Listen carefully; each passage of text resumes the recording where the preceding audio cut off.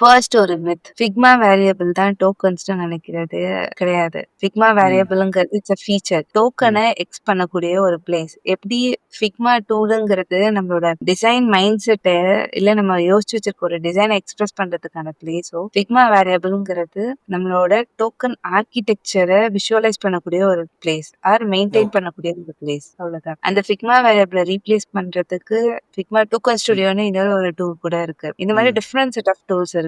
So ம். Baby Figma இப்படி market பண்ணிருக்கலாம். லைக் அத சம்ஹவ் இது மிஸ்கன்செப்ஷன் ஆகுது ஒரு பிளேஸ்ல. ம். ஃபிக்மா வேரியபிள் தான் வந்துட்டு இல்ல வேரியபிள்ஸ் பண்றது தான் நம்மளோட டிசைன் சிஸ்டம்ல. அது இல்ல. ஜஸ்ட் விஷுவலைசேஷன் தான். அண்ட் எல்லா டீமுக்கும் டோக்கன்ஸ் தேவை கிடையாது. எல்லா டிசைன் ம். சிஸ்டம்க்கும் டோக்கன்ஸ் தேவை கிடையாது. It's okay. டிபெண்ட் ஆன் அந்த சிஸ்டமோட காம்ப்ளெக்சிட்டி பொறுத்து தான். நீங்க ரொம்ப ஒரு பேசிக்கான சிஸ்டம் தான்.